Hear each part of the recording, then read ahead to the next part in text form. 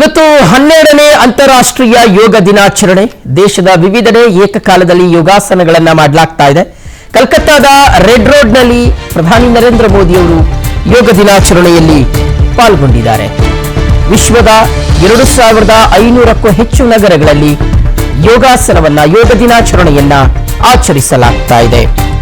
ಭಾರತದ ಹೆಮ್ಮೆಯ ಯೋಗ ಇವತ್ತು ವಿಶ್ವದಾದ್ಯಂತ ಸದ್ದು ಮಾಡ್ತಾ ಇದೆ.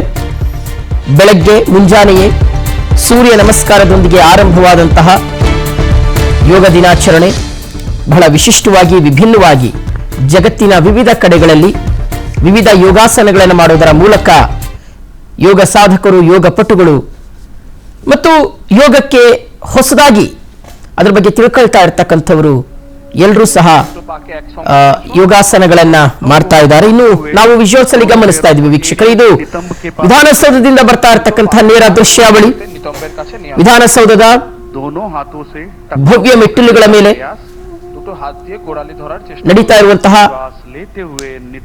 ಯೋಗಾಸನ ನೋಡಿ. ಇವತ್ತು ಈ ಒಂದು ಯೋಗಾಸನ ಕಾರ್ಯಕ್ರಮದಲ್ಲಿ ಅಥವಾ ಯೋಗ ದಿನಾಚರಣೆಯಲ್ಲಿ ನಮ್ಮ ರಾಜ್ಯದ ಆರೋಗ್ಯ ಸಚಿವರಾಗಿರುವಂತಹ ಯುಟಿ ಖಾದರ್ ಅವರು, ರಾಜ್ಯಪಾಲ ಥಾವರ್ ಚಂದ್ ಗೆಹ್ಲೋಟ್ ಅವರು, ಹಾಗೆ ಸ್ಯಾಂಡ್ಲ್ವುಡ್ನ ತಾರೆಯರು, ಯೋಗ ಸಾಧಕರು, ಯೋಗ ಪಟುಗಳು ಎಲ್ಲರೂ ಸಹ ಸಾಕ್ಷಿಯಾಗಿದ್ದಾರೆ. ಆರೋಗ್ಯ ಸದೃಢವಾಗಿರಬೇಕು ಅಂದ್ರೆ, ದೈಹಿಕವಾಗಿ ಮತ್ತು ಮಾನಸಿಕವಾಗಿ ನಾವು ಗಟ್ಟಿಯಾಗಿರಬೇಕು ಅಂದ್ರೆ, ನಮ್ಮ ದೃಢ ಸಂಕಲ್ಪಗಳನ್ನ ಸಾಧಿಸಿಕೊಳ್ಳಬೇಕಂದ್ರೆ ನಮಗೆ ಯೋಗ ಅನ್ನುವಂಥದ್ದು ಬಹಳ ಇಂಪಾರ್ಟೆಂಟ್ ಆಗುತ್ತೆ. ಯೋಗ ನಮ್ಮ ಜೀವನದ ಒಂದು ಅವಿಭಾಜ್ಯ ಅಂಗ ಆಗಬೇಕಾಗುತ್ತೆ.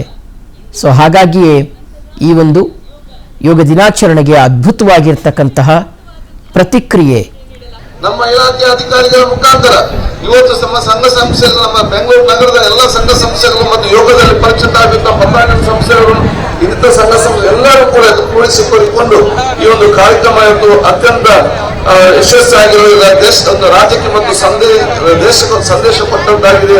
ಅದಕ್ಕಾಗಿ ನಿಮ್ಗೆಲ್ಲ ನನ್ನ ಅಭಿನಂದನೆ ಶುಭಾಶಯ ಸಲ್ಲಿಸಿ, ಬಹುಶಃ ಇವತ್ತಿನ ಕಾರ್ಯಕ್ರಮಕ್ಕೆ ತಮ್ಮ ವಿಶೇಷದ ಪ್ರೋತ್ಸಾಹ ಕೊಟ್ಟ ನಮ್ಮ ಮಾಧ್ಯಮ ಮಿತ್ರರಿಗೆ ಕೂಡ ಬಹುಶಃ ನನ್ನ ವಿಶೇಷ ಅಭಿನಂದನೆ ಶುಭಾಶಯ ನಾನು ಇವತ್ತು ಸಲ್ಲಿಸುತ್ತಾ, ನಮ್ಮೆಲ್ಲರ ಆರೋಗ್ಯ ಬಹುಶಃ ಕಾಪಾಡಿಕೊಂಡು ನಾವು ವಿಗತ ಆರೋಗ್ಯ ಕಾಪಾಡಿಕೊಳ್ಳುವಂತ ನಮ್ಮ ಜೀವನ ಶೈಲಿ, ಪರಿಸರ ಮತ್ತು ಇವಾಗ ನಮ್ಮ ಒಂದು ಫುಂಡಮೆಂಟನ್ನು ನಾವೆಲ್ಲರೂ ಕೂಡ ಮೈಗೂಡಿಸಿಕೊಂಡು ಹೋಗಿ ಅತ್ಯಂತ ಸಂಪ್ರದಾಯಾಗಿ ಬಹುಶಃ ನಮ್ಮ ದೇಶಕ್ಕೆ ನಮ್ಮದಾದ ಕೊಡುಗೆ ನಾವು ಕೊಡ್ತು ಅಂತ ಹೇಳಿಕೊಳ್ತಾ, ಮತ್ತೊಮ್ಮೆ ಈ ಒಂದು ಕಾರ್ಯಕ್ಕೆ ಬಂದಂತ ನಮ್ಮ ಗವರ್ನರ್ ಜಿಯವರಿಗೆಲ್ಲ ಅಭಿನಂದನೆ ಶುಭಾಶಯ ನಾನಿವತ್ತು ಸಲ್ಲಿಸಿ, ವಿಶೇಷ ಅತಿಥಿಗಳು ಬಂದಂತ ನಮ್ಮ ಎಲ್ಲ ಗಣ್ಯ ಅತಿಥಿಗಳನ್ನು ಶುಭಾಶಯ ಸಲ್ಲಿಸುತ್ತಾ, ಮುಂದಿನ ದಿನಗಳಲ್ಲಿ ನಿಮ್ಮೆಲ್ಲರ ಸಾಥ ನಾವು ಯಾಚಿಸಿಕೊಂಡು ನಮ್ಮ ಸರ್ಕಾರದ ಪರವಾಗಿ, ನನ್ನ ಇಲಾಖೆಯ ಪರವಾಗಿ, ನಮ್ಮ ಅಧಿಕಾರಿ ವರ್ಗದ ಪರವಾಗಿ ನನ್ನ ವಿಶೇಷದ ಅಭಿನಂದನೆ ಶುಭಾಶಯ ಸಲ್ಲಿಸಿ ನನ್ನ ಮಾತು ಮುಗಿಸ್ತೀನಿ.